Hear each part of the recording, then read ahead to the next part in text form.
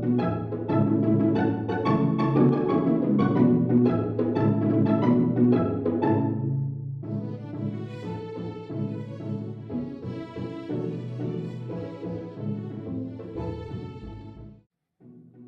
everyone, this is Dominic and welcome to another edition of Disney Short Leash. If you're new to the segment, a short leash isn't a prop from 50 Shades of Grey. No, the short leash is a series of tips for people to get the most out of their Walt Disney World vacation when they are short on time or short on money.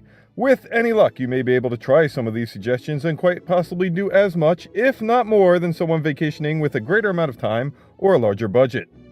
As I said last week, for the summer months we'll be talking some tips for longer vacations. However, this week's tip is good for any length trip. In fact, your Disney enjoyment and the ability to do as much as you can has more to do with this tip than almost any other tip or strategy I could give you or that I can find anywhere else. It is absolutely the deal breaker of deal breakers. Do this well and your vacation has the potential to be amazing. Conversely, if you mess this one up, you're all but guaranteed to be in excruciating, miserable pain. No, the tip isn't leave your wife at home. In fact, this topic was her idea this week because she is wonderful, brilliant, and beautiful beyond what should be possible for a human as a species. I do want some credit for being able to dig myself in and out of a hole in the same sentence. That's a mad skills with a Z. Now you see, today's tip, we're talking footwear. Why is this so important? Well, a Disney vacation, short or long, doesn't resemble those typical resort commercials. You know, the ones with a surrogate you with better hair, actual abs, and a phenomenal tan that not only is a deep bronze, but also glistens in the sun like a vampire from a teen romance novel. Well, that guy never moves, unless he's showing off some sporting feat of strength to impress his barely legal beach bunny with the anti-gravity breasts. She's the one that Central Casting had listed in the script as trophy wife. Yeah, unless he's spiking a volleyball or she's zooming through the speed force on a jet ski, they're immobile. They are paying people to bring things to them. A successful vacation in one of these places can be measured in who has the least amount of steps for the day recorded on their Fitbit. A Walt Disney World vacation, however, requires walking and a good deal of it. Especially at Epcot, which instead of a hub decided on an enormous figure-8 design with a lake in the middle, ensuring that you have to either wait for an eternity for a boat or constantly traverse the perimeter of the park like you were actually backpacking through Europe and Asia and Mexico and colonial America. And fake Norway wasn't enough, so now there's fictional Norway. The point is you're going to need good footwear. Actually, that's not even enough. I did that. I bought a pair of great shoes once that became my go-to shoes for vacations for years, but I wore them fresh out of the box the first time and destroyed my feet. So let me amend my previous statement. You're going to need good, broken-in footwear. I was a sneaker guy for years, but the results were brutal. Somewhere around day 2 and 3, the blisters started to form. Learning from that, for the last few years I have wisely plucked down some decent money for waterproof hiking sneakers. You've probably seen them. They're the Keen Merle Solomon variety. Hey, if those guys at corporate want to break off some of that sweet PR money and give it to Jonathan, or planToon Studios for that matter, I'll get more specific of which brand I buy. But wet feet and shoes that rub are like getting a foot massage from Freddy Krueger.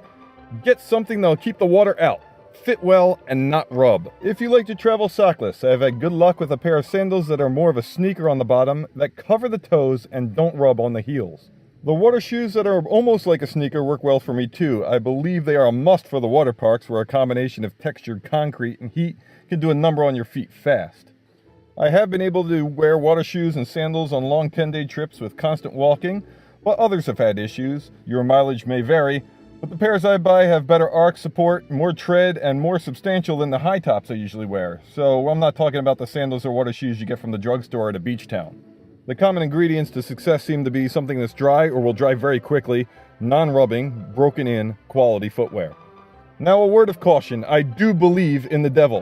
There is an absolute central evil force in this universe. I know this not because of the teaching from years of Catholic dogma. I know this not because of global terrorism and the horrors of war. I know this because only Satan himself, with the harnessed concentrated power of unlimited evil, could have produced a blight on humanity that is the flip-flop. If there was ever a piece of clothing that could be less useful for what it was designed for, it would be the flip-flop.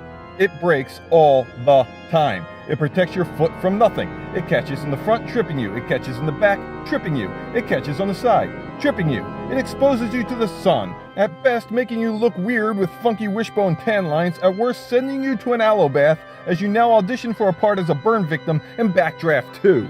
My hatred of these things burns with the heat of a supernova. They are a pestilence upon humanity, and we need a shoe savior with enough soul, and that's with an OLE, to deliver us to a kingdom upon which the flip-flop has been eradicated from the existence of all time and space.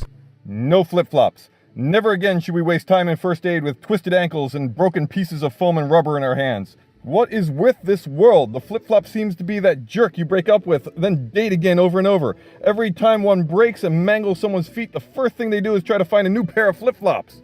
Enough with the flip-flops. Put your hand upon your podcast device and say it with me. Be gone, demon footwear. I cast you out. You see, folks, buying the right footwear so you can actually be mobile to enjoy your Disney vacation, well, that's short leash, people. I hope you enjoyed the tip. I do have an official DizRadio email, so I'd love to hear from you with a hi, some questions, suggestions, or even your own short leash tips at Dominic@DizRadio.com. That's DOMENIC at DizRadio.com. I also can be found on the internet on Twitter at WDWplanToons and on YouTube or your favorite podcast apps by searching WDWplanToons or by visiting planToons.com. That's it for this week. Thanks for listening.